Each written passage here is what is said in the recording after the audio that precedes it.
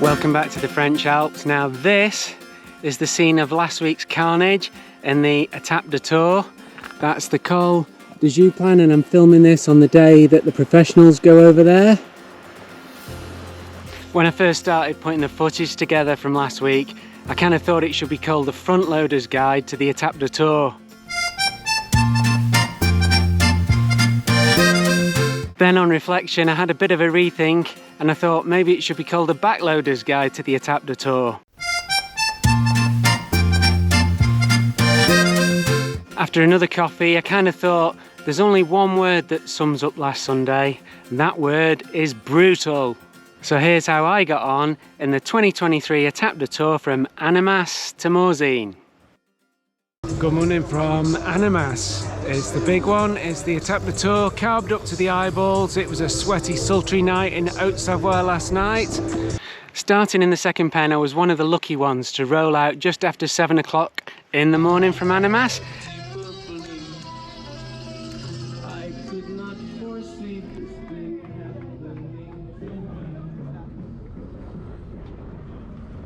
And it was an absolutely stunning morning as we headed out south, out towards Mont Blanc in the distance.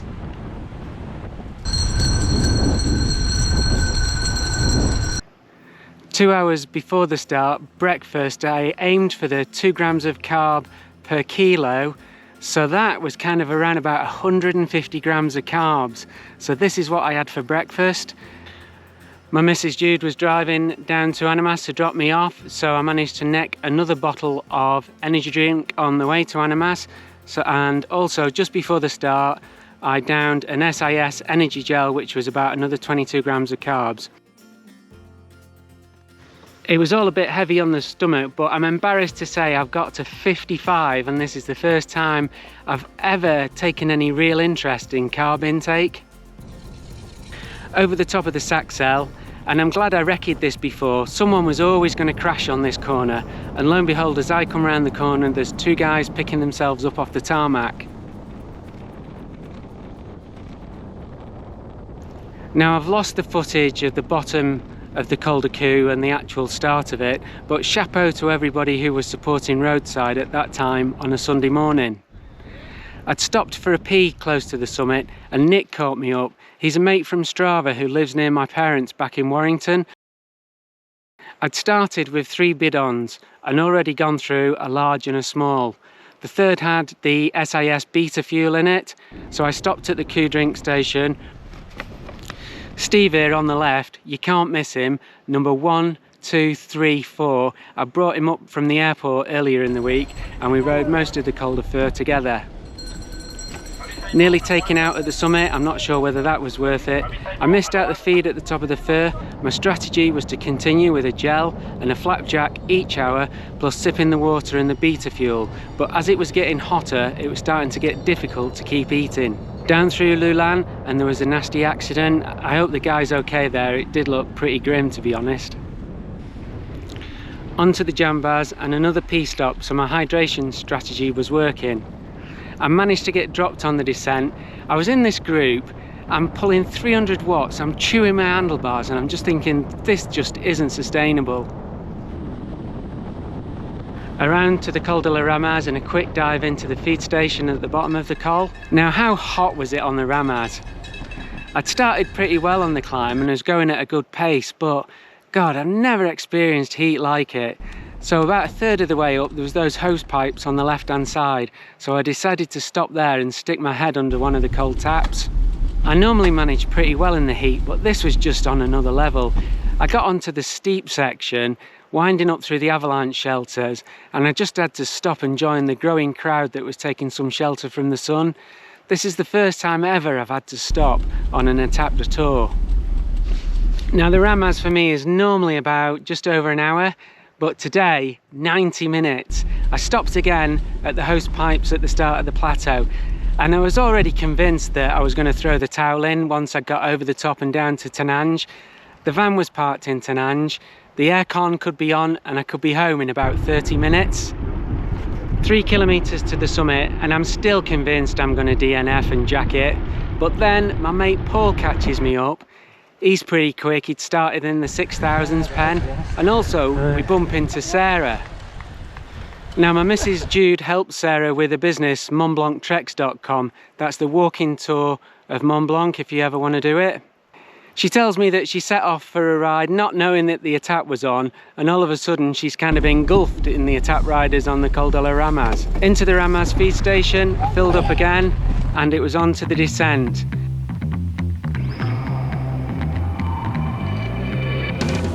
Now I must have overtaken Paul in the feed station because he caught me up partway down the descent.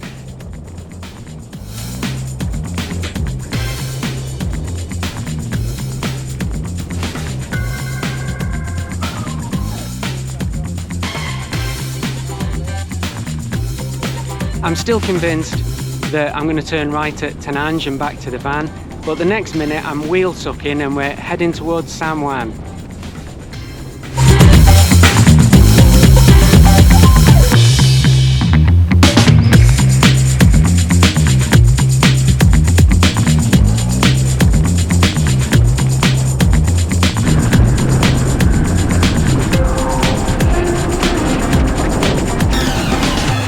Into the San Juan feed station and stuffed up on those blackcurrant waffle things. They were really good.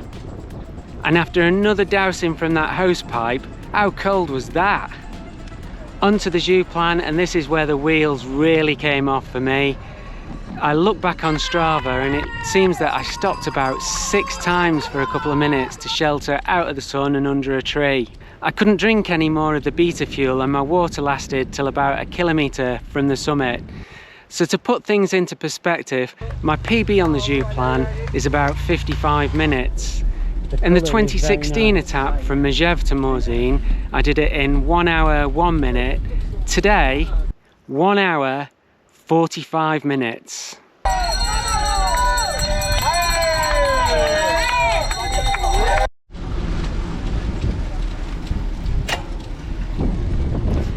And how pathetic was that water stop at the summit of the Joux Plane. So that's me, just over the Joux Plane, about 7 hours 40. That is the toughest Etape that I have ever done. Some things went okay, like nutrition, dunno. Well, I haven't bonked and I haven't cramped. But the heat, man, the heat. And also fitness played a big part there. I'm just not as fit as I normally am. Anyway, that's me over the Joux Plane. Off down to Morzine. But God, that was so hot. So hot.